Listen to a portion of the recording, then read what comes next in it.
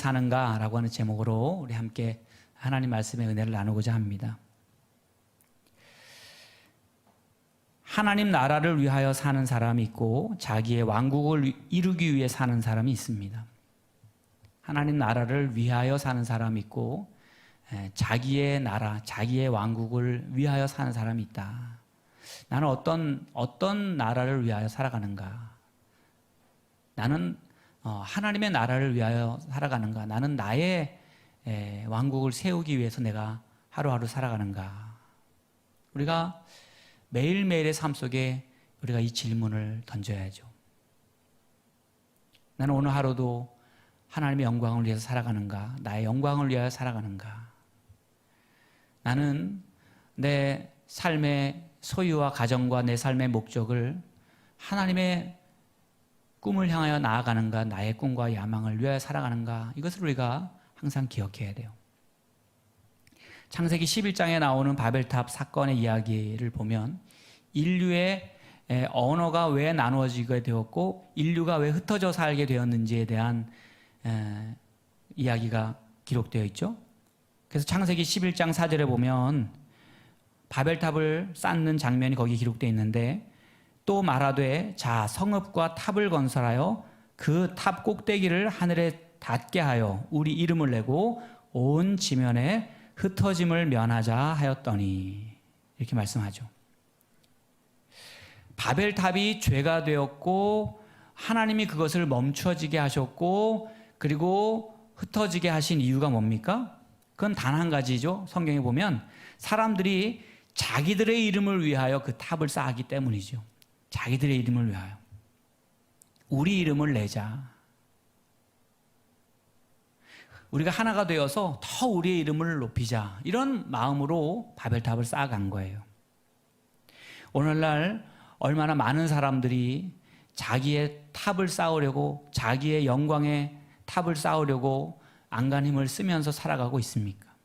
그것을 위해서 경쟁하고 그것을 위해서 서로 밟고 일어서고 그것을 위해서 우리의 모든 시간과 열정과 에너지를 쏟으면서 일평생 그렇게 살아가고 있습니다. 파스칼이라고 하는 좀 철학자이자 신학자, 물리학자였던 사람은 인간은 우주의 영광이요 우주의 모욕이다 그랬어요. 인간은 우주의 영광이 될 수도 있는 동시에 우주의 모욕적인 존재가 될 수도 있다고 하는 겁니다. 그래서 사람을 어떻게 살아가느냐에 따라서 세상을 아름답게 하는 데 쓰임받는 도구도 될 수 있고 또 사람은 세상에 악영향을 미치는 치명적인 존재로 살아갈 수도 있다고 하는 것이죠. 고린도전서 6장 19절에서 20절에 보면은 하나님께서는 우리가 우주의 영광으로서 살아갈 수 있는 방법을 우리에게 가르쳐 주죠. 거기 보면 이렇게 말씀합니다. 우리 함께 보겠습니다. 너희 몸은 너희가 하나님께로부터 받은 바 너희 가운데 계신 성령의 전인 줄을 알지 못하느냐? 너희는 너희의 것이 아니라 값으로 산 것이 되었으니 그런즉 너희 몸으로 하나님께 영광을 돌리라. 아멘. 성령의 전이라고 하는 말은 하나님의 영의 인도함을 받는 삶이 되는 것을 이야기해요. 값으로 산 것이 되었다라고 하는 것은 우리가 하나님으로부터 이미 갚을 수 없는 은혜를 받고 살아가는 인생을 살아가고 있다라고 하는 겁니다. 그래서 이 사실을 깨닫고 살면 그리고 하나님의 뜻을 알기 시작하면 모든 것을 내 뜻대로 살기 위해서 선택하지 않는 삶을 사는 거죠.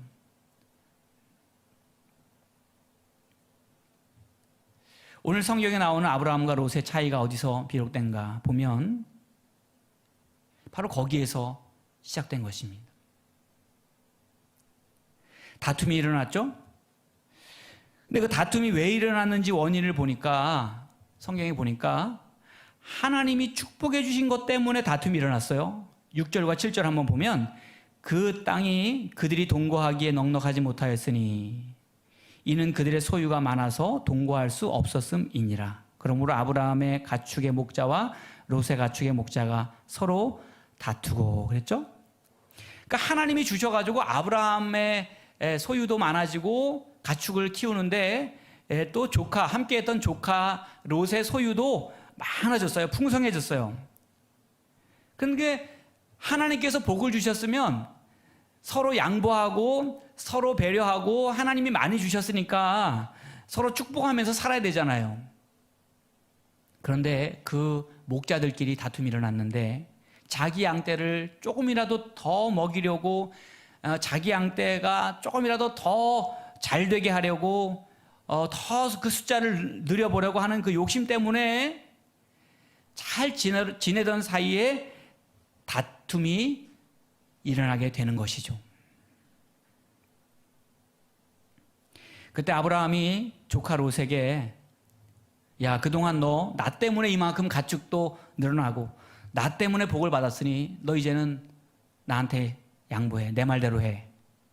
이렇게 말하지 않았죠. 8절에 보면 아브라함이 그런 상황 가운데서 이렇게 말합니다.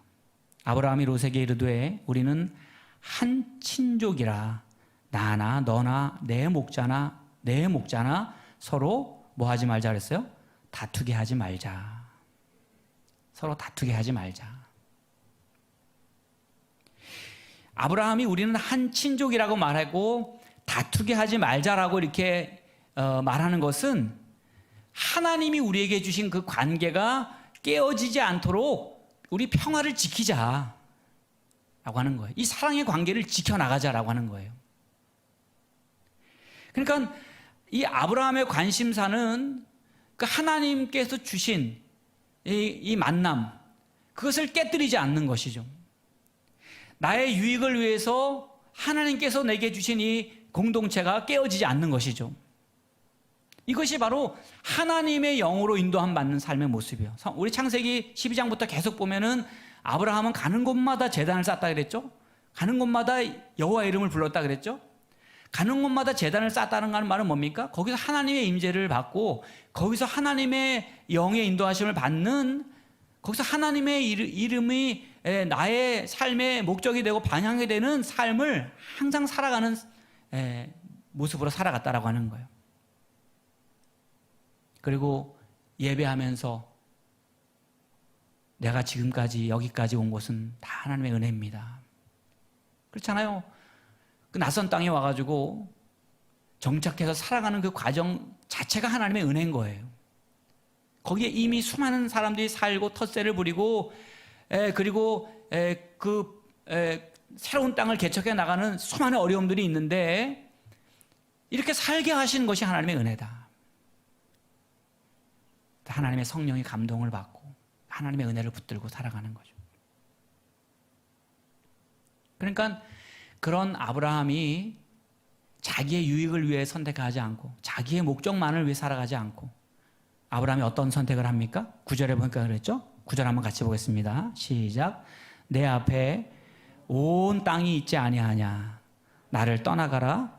내가 좌하면 나는 우하고 내가 우하면 나는 좌하리라. 아멘. 모든 선택권과 모든 우선권을 다 누구에게 줘요?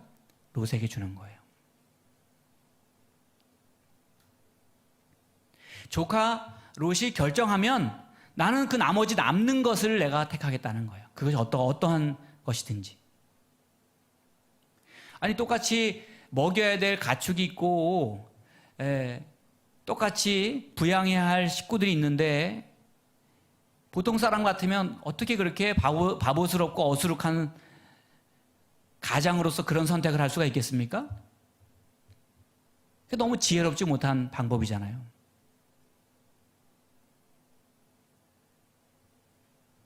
그런데 아브라함에게 중요한 것은 뭐였냐면 하나님께서 주신 평화가 깨지지 않는,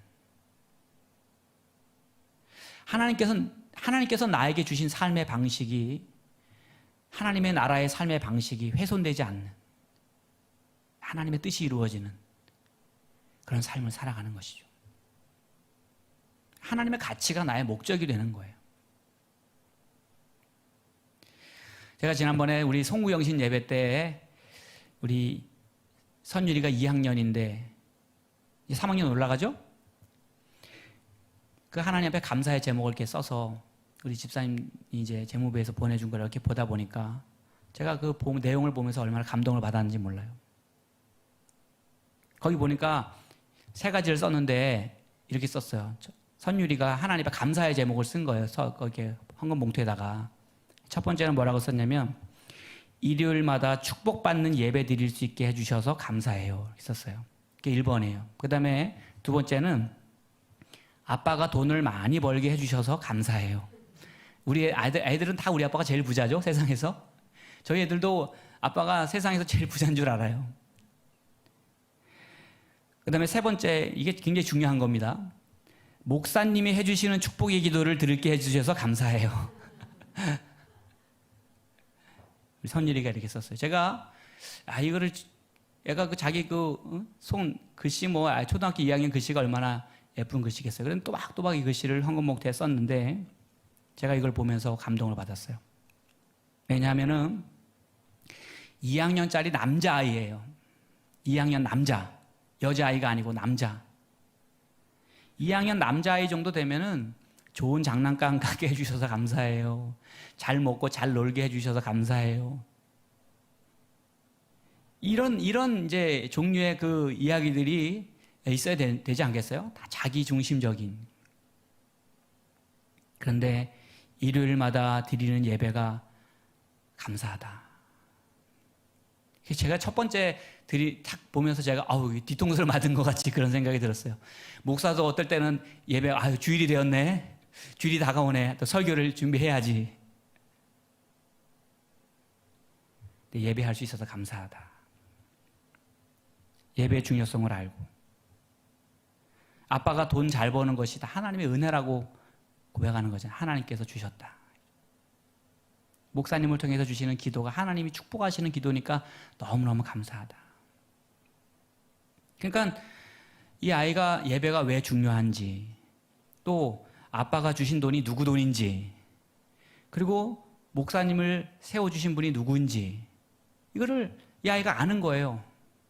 가만히 생각해 보니까. 그래서 2학년짜리가 똑같은 10년을 살았는데 10살짜리 인생이 참 잘 살았다 이렇게 생각했어요. 제가. 그렇잖아요. 하나님의 존재를 알고 예배의 중요성을 알고 내게 주신 것이, 우리 집에 주신 것이 하나님이 주신 것이고, 그럼 막 살지 않는 것이죠. 함부로 살지 않죠. 하나님을 기쁘시게 하드리는 삶을 위해서 살아가는 삶이 되는 겁니다. 우리 교회 자녀들, 우리 아이들을 자라는 아이들이요, 얼마나 다 그렇게 귀한 마음으로 자라가는지 몰라요. 오늘 아브라함과 조카 롯이 똑같이 하나님이 주신 소유가 풍성해지는 축복을 받았어요. 근데 그 똑같은 하나님의 복을 받았지만 조카 롯의 선택은 끝까지 자기의 욕심을 따라 선택합니다. 눈에 보기에 풍요로운 땅, 좋아 보이는 땅을 선택해요. 근데 오늘 성경은 그 땅은 죄가 가득한 땅이라 그랬죠. 물이 넉넉하고 초장이 좋은 에덴 동산 같은 땅이 있어요. 근데 그것을 보면서 자기에게 그동안 은혜를 베풀어준 아브라함에게 양보하거나 해줄 마음이 전혀 없어요. 그냥 그 땅을 내가 가져야 되겠다라고 하는 그런 욕망만을 가지고 살아가는 조카 롯의 모습을 보게 되면서, 그래서 제가 이 말씀을 이렇게 보다 보니까, 그런데 사실 우리의 모습은 어떻게 보면 아브라함보다 조카 롯을 더 많이 닮은 것 같아요.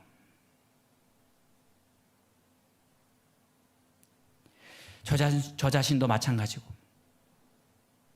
하나님이 주신 그 평화의 관계를 정말 지켜가려고 하고 유지하려고 하고 더 아름답게 갖고 가려고 하기보다 그냥 내가 어떻게 하면 더 유익을 얻을까? 어떻게 하면 나의 의견을 더 관철시킬까?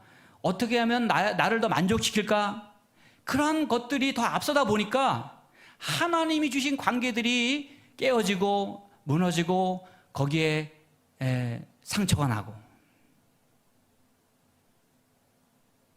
가만히 보면은 하나님이 우리에게 주신 것들을 하나님이 내게 복 주신 것들을, 그것을 내가 더 소유하려고 내 시간이나 내 물질이나 내 삶을 나를 위해서 나의 유익만을 위해서 하려고 하다 보니까 그것 때문에 우리가 롯과 같은 선택을 하게 되는 경우들이 많이 있다라고 하는 겁니다. 하나님은 오늘 우리의 삶 속에 성령의 열매가 있는 삶이 되기 원하십니다. 사랑과 희락과 화평과 오래 참음과 자비와 양성과 충성과 온유와 절제. 우리의 인생이 사막의 떨기나무같이 메마르고 열매가 없어서 나눌 것이 하나도 없는 그런 인생 되기를 원하지 않아요. 하나님은 우리가 육적인 선택만을 하면서 그렇게 메마른 황폐한 땅을 살아가기를 원하시지 않는다라고 하는 거예요. 요한복음 15장에 보면 예수님께서 이렇게 말씀하셨죠. 요한복음 15장 8절 같이 봅니다. 너희가 열매를 많이 맺으면 내 아버지께서 영광을 받으실 것이요 너희는 내 제자가 되리라. 아멘. 하나님께서 우리에게 맺기 원하시는 그 성령 안에서 맺기 원하시는 열매들 있잖아요. 그것을 맺으면 맺을수록 누가 영광 받으신다 그랬어요? 하나님이 영광 받으신다는 거예요. 우리가 성령을 따라 살고 주의 말씀을 따라 살고 예수님의 마음을 따라 사는 그것을 통해서 하나님 기뻐하신다는 거예요. 하나님 좋아하신다는 거예요. 그리고 예수님께서 말씀하셨어요. 너희는 내 제자가 되리라. 우리가 예수님을 따르는 사람으로서 내가 예수님을 따르는 사람이라고 당당하게 말할 수 있다라고 하는 거죠. 그러면서 요한복음 15장 12절에 함께 봅니다. 내 계명은 곧 내가 너희를 사랑한 것 같이 너희도 서로 사랑하라 하는 이것이니라. 아멘. 구약의 모든 율법이 이 사랑하라고 하는 말씀 속에서 다 이루어진다고 말씀했어요. 그죠? 사랑으로 다 통하는 거잖아요. 고린도전서 13장의 사랑장에 보면 사랑으로 시작되는 삶이 모든 것을 아우르고 모든 것을 믿고 모든 것을 바라고 모든 것을 참고 모든 것을 견뎌낼 수 있는 그 힘이 새 계명을 따라 사랑의 법을 따라 살아가는 삶에서 온다라고 하는 거예요. 오늘 저와 성도님들이 십자가의 사랑을 만나야 됩니다. 십자가의 사랑. 하나님이 십자가의 사랑으로 우리를 찾아오셨고 우리를 만나주셨고 우리를 살려주신 그 사랑. 그 사랑을 우리가 만나야 돼요. 이 하나님의 사랑을 만나야 우물가의 여인처럼 자기의 목마름을 채우려고 우물가에 왔다가 물동이를 버려두고 마을로 들어가서 내가 그리스도를 만났다. 내가 예수를 만났다. 내가 하나님의 아들을 만났다. 나의 인생을 새롭게 할 나의 인생의 목마름을 영원히 나의 목마름을 만족시켜 주실 주님을 만났다. 물동이를 버려두고 예수님을 따르는 삶이 되는 것입니다. 아브라함은 조카 롯에게 선택권을 다 내어주었어요.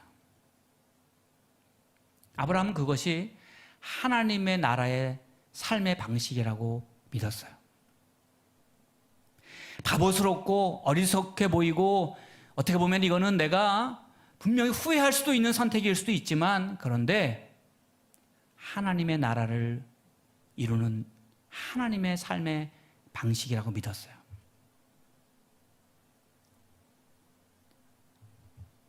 눈에 보이는 땅보다 눈에 보이는 푸른 초장보다 눈에 보이는 시원한 물줄기보다 더 귀한 그것이 있음을 알았기 때문에 하나님의 자녀의 거룩한 삶을 선택한 것입니다. 내가 죽어서 열매가 있는 삶을 선택한 거예요. 사랑의 법을 따라 사는 삶을 선택한 거예요. 평화를 지키고 이뤄가는 하나님의 법을 선택한 거예요. 그런데 오늘 성경은 그런 아브라함을 하나님이 축복하셔서 잃어버리는 인생이 아니라 하나님께서 열어주시는 복 있는 삶이 되게 하시는 것을 보게 돼요.